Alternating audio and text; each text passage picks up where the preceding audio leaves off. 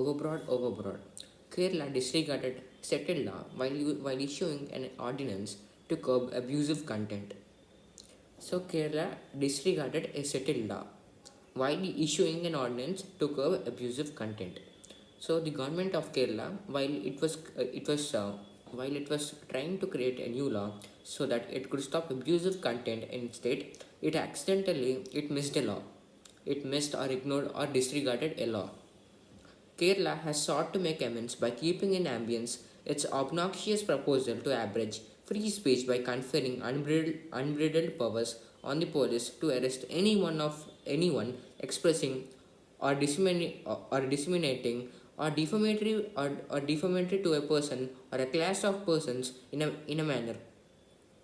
So basically, that sentence just told that the government of Kerala it tried to create a new law and it did, but while it was creating the law, it accidentally disregarded a law, and also its proposal or its law, it's very obnoxious. Means it's very bad. It's very bad or unpleasant. To abridge free speech by conferring unbridled powers. So to abridge free speech by giving unbridled powers to the police. So it says that as I said, the government of Kerala it made a law, um, and that law is that if anyone makes any defamatory marks on others or gives any hate speech or something like that to others, the police in Kerala will immediately go to the place and they will arrest them. So you may think that this is completely fair, but this is not completely fair because every person has the right to opinion. So if someone says something against someone on a stage, he might be beaten by the police. So this is not completely right, and that's the thing which the government of Kerala missed while making this law. But the chief minister Priyanandri, but the chief minister Pinaya, but the chief minister Pinarayi Pinarayi Vijayan should take heed of the criticism and drop the measure altogether. It is worrying that such a draconian and ill-conceived ordinance was even prom- was even promulgated. So the chief minister of Kerala, he should immediately stop this, and it's actually a shame that even a type of law which is this bad is actually promulgated or which is passed from the parliament. It is incredible.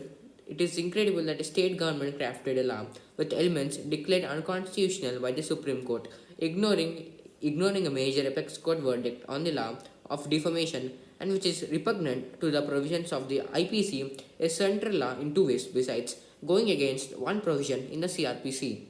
So this new law, which was made by the Kerala's government, it was against three things. Among the other two things, the other thing against which this law went was one of it went against the provision in CRPC organization. His defense that the amendment only targeted defamatory social media posts and would not curb reportage and political satire or expression of opinion is quite hollow. When seen in the light of the absence of any such narrow definition of the offence introduced by the section 118A in Kerala Police Act. So um, his defense or the chief minister's defense or what he says to defend himself, when the author says that, when many questions were raised against him saying that how can this even be a true law because it's not right, then he would say that, well, we don't just target anyone, we only target the defamatory posts which take place in the media. So his definition was actually it was actually quite broad. It was not narrow. It was not narrow means that it was not straight or it was not accurate. He did not give any accurate definition of that law. So because of that, there may be many problems and many misunderstandings. In in, in Shreya Singhal versus the Union of India in 2015, the top court struck down Section 66A of the IT Act. So this incident happened again in 2015, where an individual known as Shreya Singhal went against the Union of India. The top court struck down the Section 66A.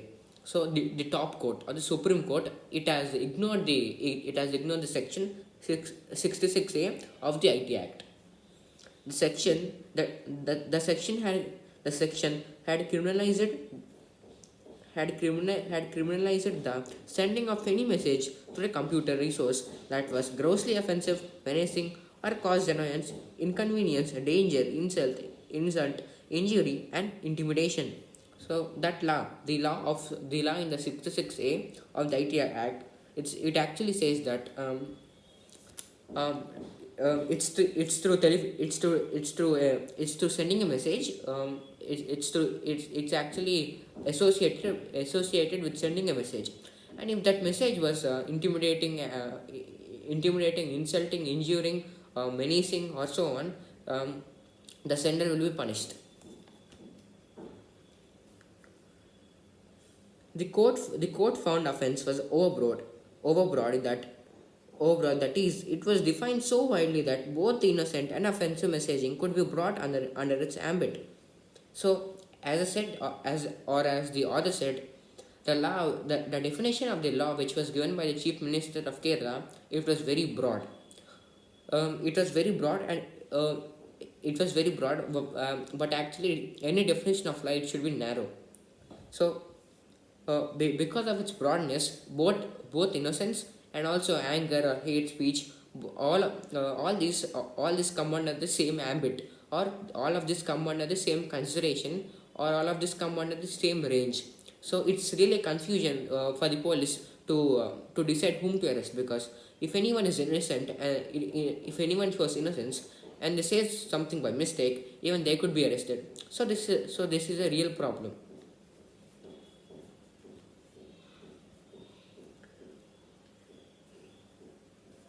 The failure to define the offence narrowly fell foul of the constitutional protection to free speech and expression. And yes, so this is a big threat to the people who can show innocence, and also to everyone in our country. So because we don't know when we are going to be innocent, right?